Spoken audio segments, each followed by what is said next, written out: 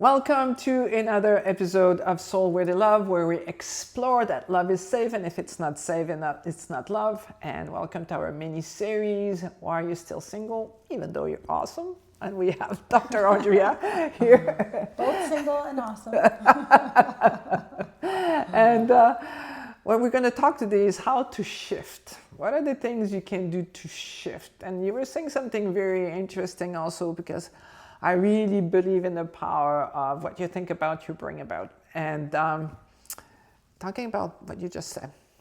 So I'm trying to remember, because we were talking Being about single versus being open to love. But yeah, one of the things in the past when I really wanted a relationship, I was constantly thinking, why am I single? Why does this happen to me? I was kind of like in this energy of like, I'm a victim to this, nothing, I can't really get out of this, and I was in that lack frequency.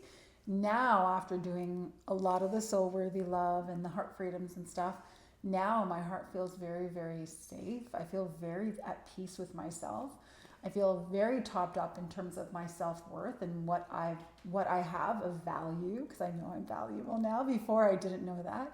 And I don't feel, even though I am single, like the word single there's no trigger or no response, because I'm open, my heart's open to receiving a strong and secure love, matching what I can give. So I think that's been one of the biggest shifts of my own heart with doing the work, right? Yeah, it's like me before I met my husband. It's funny because I was in this place where I didn't feel single anymore, because I kind of knew in my heart he was coming. Wow. I just knew he was coming. I was just like, okay, now it's just the time. I just need to keep doing what I'm doing and be happy. And I know he's coming. And I have... Ooh, I got shivers right now. Maybe that's happening to me. He's coming. So I have two other clients, and the same thing happened with them too. Is that like we were doing the work, and then we got shivers because we went, oh, he's coming. And they came. So there's like a knowing, when you come from that place and you know that you're worthy of love, and you know that love is safe, and you connected that. And I find the magic comes from being super clear on who you want. Mm-hmm. Because to be clear on who you want, you need self-worth.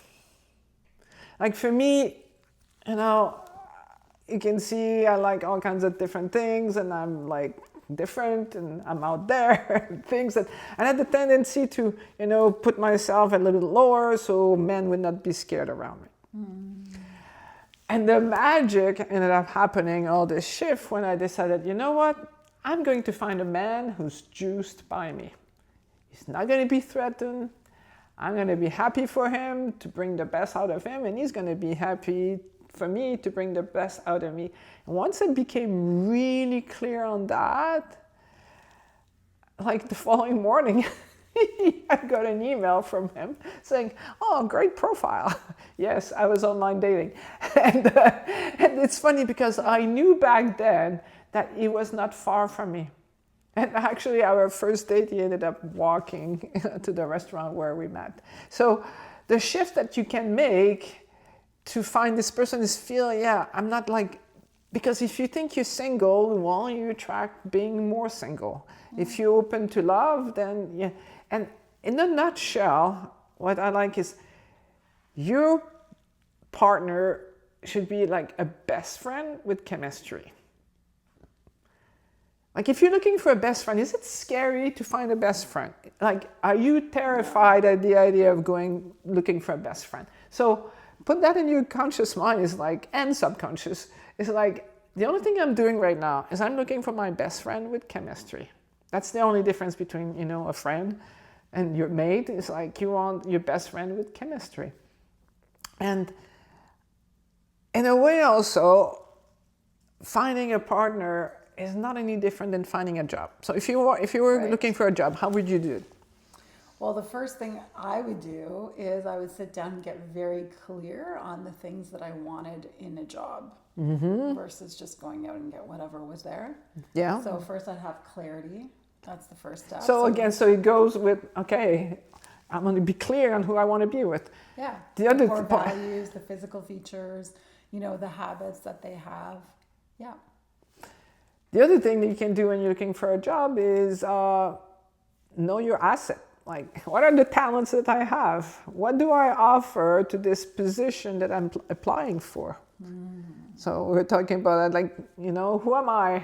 Like, what do I offer? Because once you put value on who you are and what you bring to a relationship, then you can attract someone who values it as well. Like one of my friends, she married a super successful businessman.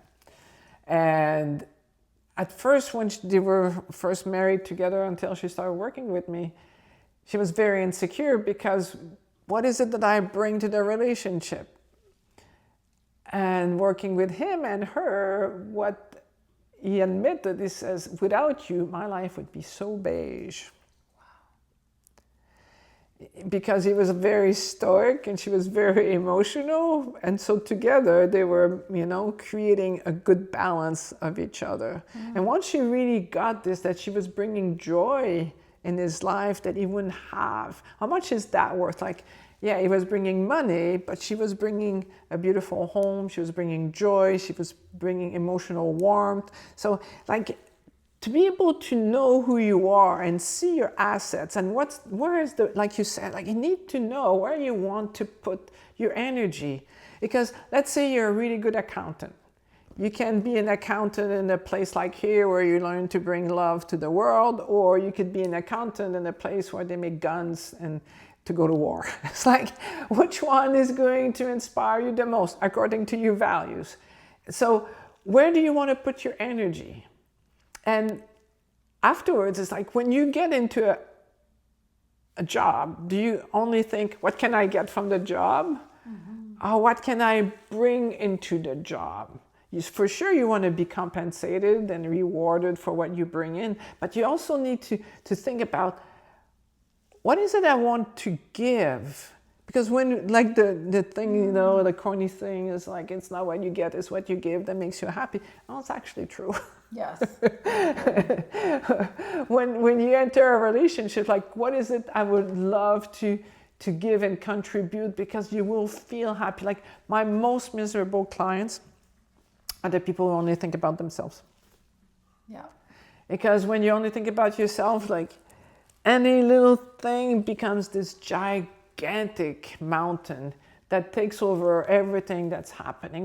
When we are busy loving other people, it gives us power. Like a mom who's got a job and a child and the baby's crying in the middle of the night.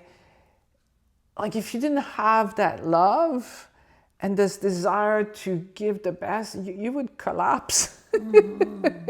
Because love is super powerful. So what else, do you recommend single women to do right now if they want to find the perfect mate? Well, going according to your job list. Yeah. Right. So the first thing is writing down. I like that. I like the idea of what do you have to offer? Those two lists.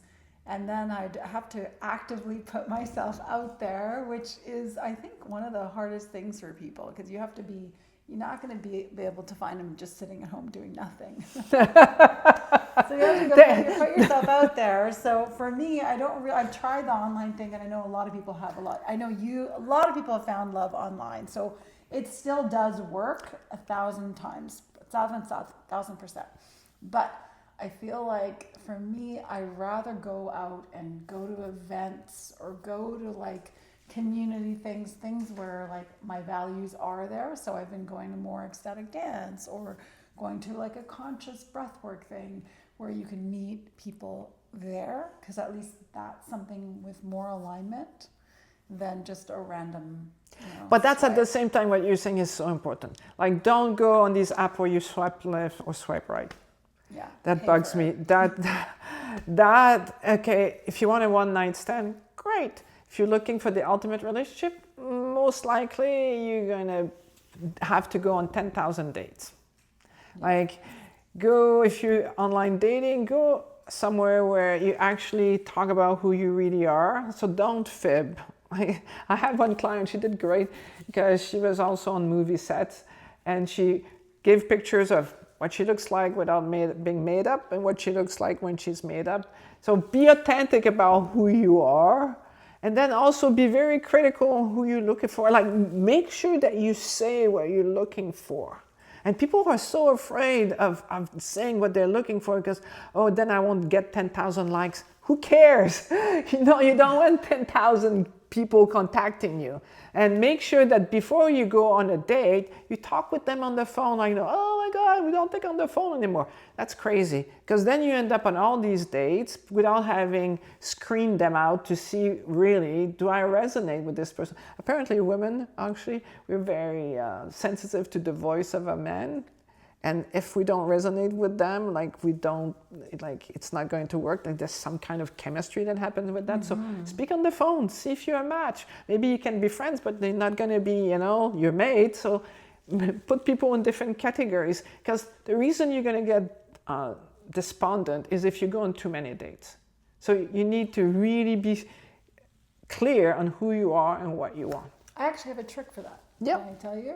So in Portugal, when I was living there, I was going on these dates online as well. So I'd go online, and what I would do is we would message back and forth, and then I'd be like, okay, you know what? I'd love to meet you, but first can we get on a video phone call? And I can't even tell you the reason why I started doing that, because it changed everything.